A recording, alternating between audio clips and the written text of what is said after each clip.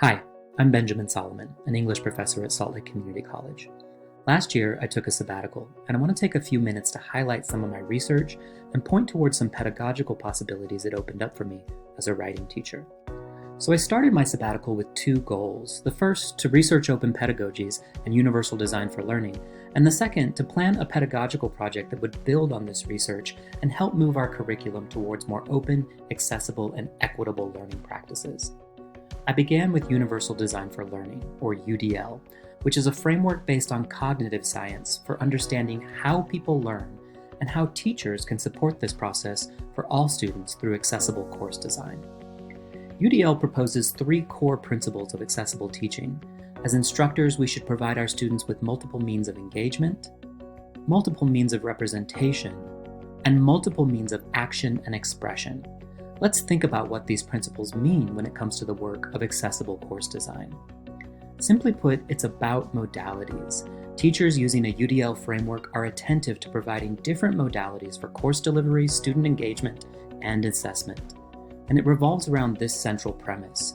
What's essential for some is almost always good for all. In other words, when we work to make learning environments accessible for students with disabilities, all students benefit from the flexibility, variability, and robustness of the course materials and methods. So as writing teachers, we need to ask ourselves how we're going to teach about composing in a variety of modalities, how we're going to invite students to write and compose in a variety of modalities, and how we're going to assess student writing in a variety of modalities. As I see it, UDL is an essential framework for enacting open pedagogies. It's a precursor. No course, no resource, no teaching method can be open unless it embraces robust accessibility. If you'd like to learn more about Universal Design for Learning, I recommend this e-text, which is excellent and free. Over the last half-decade, our department has created a solid collection of OERs and assembled them into the Open English SLCC anthology. That's a significant achievement. But we've been slower to make the shift towards using these texts to their full potential. We've replaced textbooks with affordable alternatives, but we haven't necessarily killed the disposable assignment, as David Wiley argued for in 2013. Wiley called this phenomenon driving an airplane down the street. It's possible, but it's not the best use of the tool. OERs are capable of more. So how do we kill the disposable assignment? How do we create assignments that don't suck value out of the world, but instead invite students to contribute to the knowledge commons in meaningful ways? For writing teachers at the college level, I think one answer is to invite students to create durable texts. Texts meant to extend and persist past the boundaries of a single course, and texts that are meant to leverage the 5R permissions of open educational resources, the ability to retain, reuse, revise, remix, and redistribute material for the purposes of learning. So if you're interested in some specific examples of OER-enabled writing projects, see my Sabbatical Report.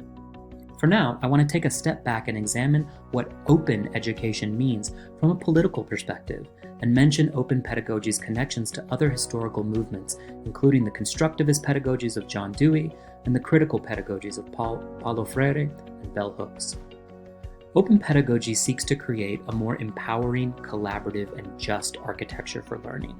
And to do this, it draws on recent work in critical digital pedagogy, emphasizing a structural critique of both educational systems and the technologies that permeate them. Critical pedagogy scholars today are wary of how recent developments in EdTech tend to reinforce industrial and surveillance models of learning. Technology brings us incredible opportunities for open pedagogies, but it can also be used for closed pedagogies that privilege data collection and control over connection and student agency. I think nowhere is this more visible than the LMS. That's right, learning management systems like Canvas. OER scholar Robin DeRosa argues that the LMS locks students into closed environments that prevent sharing and collaboration outside of the class.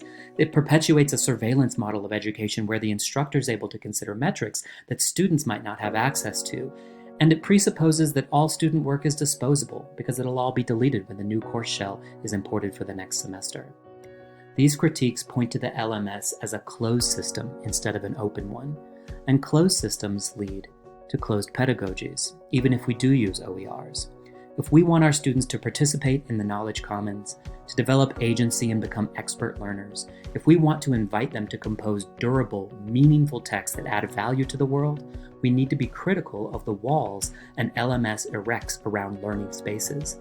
And we need to ask real questions about how we can open up our courses to make better use of the radical pedagogical possibilities of the open internet. Check out Jesse Stommel and Sean Michael Morris's book, An Urgency of Teachers, for more on critical digital pedagogy and open teaching practices. One more thing we need to be critical of is how we grade. Over the last decade, a growing movement called ungrading has produced a collection of critical approaches designed to minimize student focus and anxiety about grades by emphasizing feedback, self-assessment, reflection, and discussion. Alfie Kahn, an ungrading pioneer, has argued for years that grades are deeply problematic for too many reasons to explore in detail here. But suffice to say that years of studies since the 1980s by a wide array of scholars across the disciplines in higher ed support Kahn's argument. There is something wrong with the way we use grading in conventional education, and it has to do with the psychological effects of grading on students and how it gets in the way of their learning. Instead of creating cultures of grading and ranking in our courses, we should be fostering what Laura Gibbs calls cultures of feedback, where students learn explicit strategies for giving and receiving feedback and using that feedback to reflect on their learning. When we emphasize feedback, self-assessment, reflection, and discussion in our courses, we shift student focus away from the external validation of grades and towards an individual growth mindset. So ultimately, there are as many ways to ungrade as there are teachers who are willing to think critically about how they use grading. Some of us may want to abolish grades from our classroom entirely, while others may want to simply shift their course's framework away from grade-centric approaches. Ungrading is a big tent with room for lots of different kinds of ungraders. So check out the book, Ungrading, Why Rating Students Undermines Learning and What to Do Instead, if you'd like to learn more. Okay, so what do I want to do with this research? What pedagogical flower will bloom from this close look into universal design for learning, open pedagogy, and other radical educational practices? I want to make open courses, of course. So to do this, I'm putting together a crack team of course writers, maverick teaching pioneers, and creative thinkers who are interested in building new, open versions of our core composition sequence.